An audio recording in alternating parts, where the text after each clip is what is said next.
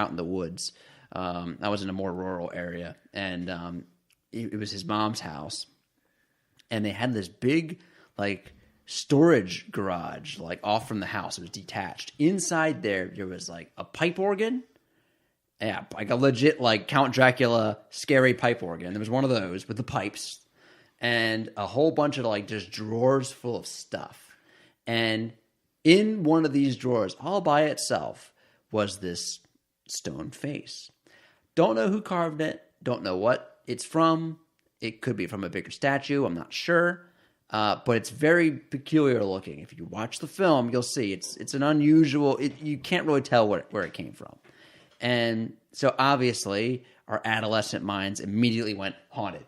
Yeah, well, that's what I'm saying. Like right now, I'm thinking haunted. Yeah, I mean, I don't even think it takes a childhood brain to think of that. Like it's definitely haunted. And I don't know to this day if my friend was messing with me, but he probably was. But maybe not. We went out into the woods and we're like, this thing's definitely haunted. So we hit it with hockey sticks for a while. You know, as you do, because you want to scare the ghosts away. Yeah, you know, it's possessed. You gotta fight it. So we had hockey sticks. It was that's what we used, and we just beat off. We beat it off. we just like smacked it around off like logs and stuff for a while, and then eventually we decided, well, the only way to really stop this, horrible demon that has done nothing so far is to bury it in the ground. Makes sense. That's what we do with all evil things. You bury it in the ground. So that's what we did. We buried it in the ground. Weeks later, I come back to his house. We're having like a cool like sleepover party thing. And I mentioned, hey, let's go out in the woods and just check out that spot that we buried that statue. We go out in the woods, and it's not in the ground anymore. It's like 20 feet away from where we buried it. And there's like the leaves were like pushed out of the way as if it like slid there. So we're just kind of like, uh-oh. So we hit it with hockey sticks even more. And then the next day, I was like, I'm going to take this with me. Because, it's a haunted rock, and I like ghosts. And he's like, yeah, whatever. It was probably some really important thing to his mom that we totally just like took. It was a family heirloom. Who knows? That's haunted because it dug itself out of the ground. It dug itself out of the ground. Purportedly, who knows? Yeah. This friend was a little bit of a trickster. He definitely was. He embellished the truth on occasion. He was a kid. He was a rough and tumble guy. But it was one of those things. I never forgot the story, and I always wanted to make a movie about this statue because it was so unique looking. And then finally, years and years later, we're talking about Demon Stone, and I'm like, I have the stone, dude. Like I've had it. I wanted to make a movie with this thing. It's there. Let's just do it. Yeah, and the writing process just. After that, I think it was only a matter of maybe like 3 or 4 days. I think it was 2 beers and literally 2 days. Mm-hmm. It was 2 and 2. Yeah. Like it was you just banged that guy out and it got done. It really just. And yeah, and we got it out there, and we spent that entire summer shooting that film, and it's like. If you looked at that graph of all the experiences that we've had on that film, it's just like really high, it was just crazy the wave that we rode that summer. Just some of the wild, weird, more weird. That was weird. Like what? Like come on. Should we talk about Richie? Maybe I don't know about Richie. Did I meet Richie? Okay, I met Richie. Did I meet Richie? No, you never met Richie. Oh, man, I wish I met Richie now. Okay, so. Can we tell this story, or is this going to be like too much? I don't know. All right, so I'll try to tell it, but I'll try to tell it real fast. Yeah. We were shooting at a friend's house. He lives in like a cul-de-sac behind Skippack. It's like a little working class community. And Richie was this like shirtless dude just walking around the street dragging the shovel in between our around our shots, in and out of our frame. And I think we got towards the end of shooting. We kind of shot around him. Mm-hmm. And he was just there. Yeah, and you were the one that approached him about being in it. He kept walking like by where we were shooting, just kind of looking at us, and he would occasionally approach us and just say just weird stuff, and as you would expect. And so at the end of the day, we're all about to pack up, and I'm like, let's get one shot with this guy. Let's just get one like beat take with him. So I walk up to him and I'm like, hey man, you want to be in the movie? He's like, oh, yeah. Yeah, I want to be in the movie. So there's a shot in Demon Stone featuring Richie. Mm-hmm. One shot. And he's there. And he says, he does one of the most memorable things in the film. And he says one of the most memorable things in the film. Yo, I remember this guy. I remember this scene. Yeah. Yeah. Yeah. Yeah. And a lot of the shooting, a lot of it was happenstance. We had a script, but sometimes we improv'd. Yeah. Like for us, we've done films. We did bigger films, but myself and Matt, we were more vets. And like I would say, Corey, who was also one of our leads, who played the lead of Lucas Spielberg, also did a lot of stuff. But everybody else was pretty much fairly new to making bigger films, if not, it's their first film ever. So it was pretty much a really cool ragtag group of people making this throwback 80s classic about this kid who gets possessed by a stone. And he has to call upon this local TV personality to help exorcise him of this. It is. When people ask me what Demon Stone is, I say it's a love letter to Fright Night.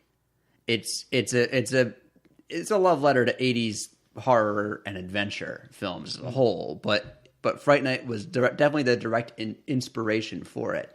But it's not Fright Night, and it's not a Fright Night remake. And it's funny because it was being made at the same time the remake came out.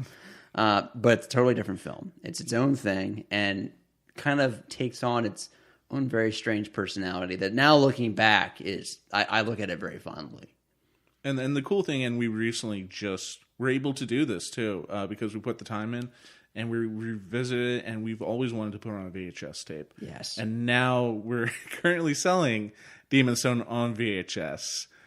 So if you still have a VCR, hit us up, because we love to sell some copies. We got a copy, and boy, it's cool. There's no other way to watch the movie. Like literally, there actually is no other way to watch the movie. There's only two formats you can see it, which is in a theater or on a tape, which is metal. and you know, it's one of those things that so at my work this weekend, or last weekend rather, I found the tape by accident. I worked at a drive-in theater, and I found the tape wholly by accident. It was one of my dud copies that the tape wasn't long enough, so some of the extra stuff got cut out, and so I just put it on the shelf of all of our other tapes. We have like a little tape store at our theater, and I put it in, and I just start watching it, and I thought to myself, this is how you have to see it. It has to be on a tape. It has to be 4:3. It has to be on a tube TV. Like, that is the best way to see this movie. Yo, I'm going to tell you a secret. Yeah. I have a tube TV upstairs, and I was going to throw it out. Like, I've been trying to get rid of this thing for years. You can't get rid of it. And, not as long as VHS still exists. You can't get rid of it. Now I have to keep it. Yep. Yeah. I have to keep it. Do you have a VCR? I have the first VCR my parents bought back in like 86. That's the best VCR you can ever own. Oh, I know, because it's going to make every tape look like it was Beautiful. beautiful. Yes, You have beautiful. the perfect setup for our film. Yeah. Then you, sir, have the proper equipment. Well, I'd to view. also have a VHS tape if I didn't leave it in Justin's car that last time we were up at the theater. I think it's still in Justin's car. Okay, good, So good, fear good. not. It's in the back seat, and despite popular belief, VHS tapes are a lot more resilient than they let on. So I'm sure it'll play just fine. Thank you. Good. Good. But what do you mean? I mean, tapes. Are they more resilient than CDs? No, or they're DVDs rather.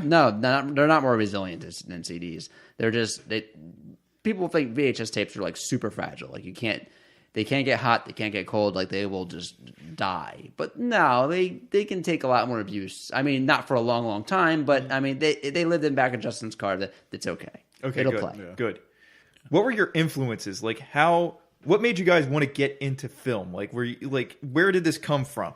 Just a thing to do, or did you say like, hey, I want to be Steven Spielberg or John Lucas or whoever's the guy? Yes, John Lucas, good buddy, John Lucas. You want to take that question first, Matt? Do you have a specific Scorsese. moment? I was obsessed with Star Wars, but more so than Star Wars, Star Trek. Ooh. And I watched it as a kid religiously. At that point, the original series was on reruns on some network, and I don't even know which one, but I remember just like every night just getting amped up to watch Kirk and his pals get into some nonsense. And it was the 90s. Voyager was on TV. Ooh, My yeah. Girl Janeway. That and Voyager's underrated, by the way. Recently rewatched that series. Excellent. Love it. Huge inspiration for me. I love sci-fi. I love space. I love spaceships. I love the idea of like, going beyond your planet and going and exploring.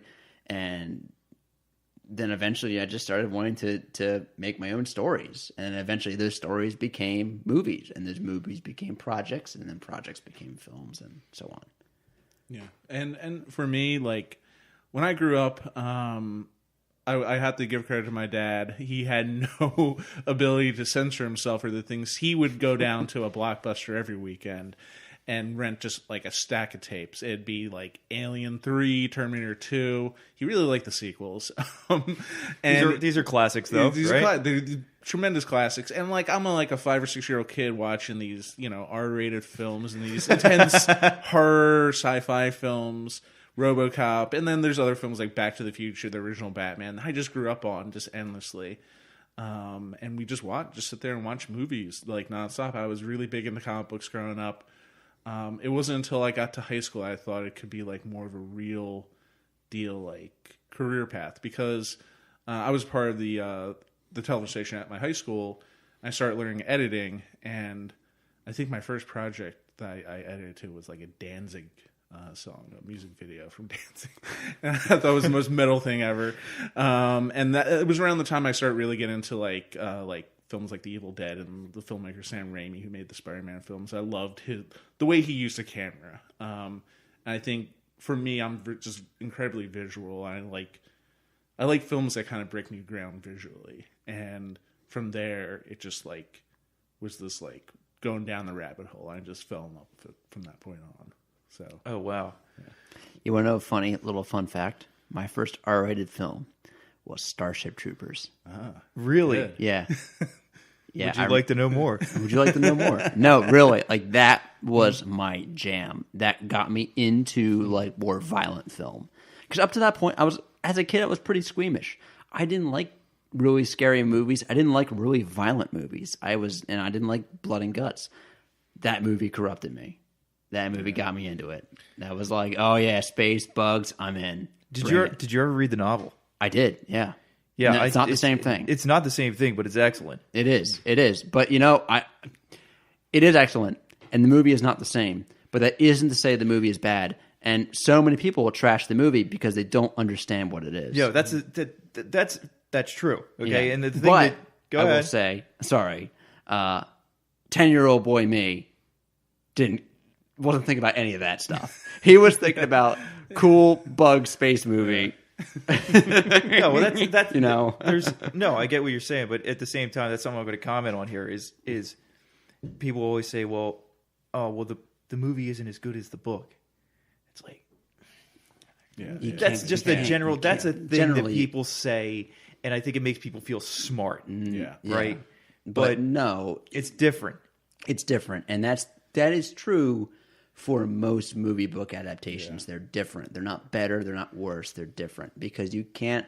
If you want to see an honest, and I'm serious about this, if you want to see an honest interpretation of book to screen, like you want to see what happens when you put a book and you make it a movie, you watch the Langoliers, the miniseries, the Stephen King miniseries. Mm-hmm. It's garbage because they literally took the book, kept all the weird inner monologues that King wrote, and just made a 3-hour schlock fest. And it's horrible. And it's not because of the special effects that does factor into it. It's because the dialogue and the pacing is all wrong because it's a book on tape.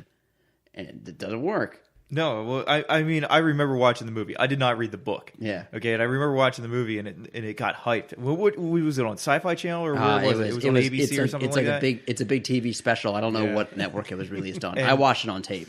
And yeah, I watched it, and it was like, oh man, this is going to be the biggest thing, Stephen King. Because I remember being a kid, and I'm like, Stephen King's going to give me Cujo and Pet Cemetery. All those great Stephen King movies are excellent filmmakers adapting his work. Yes. That's the secret to a good Stephen King movie.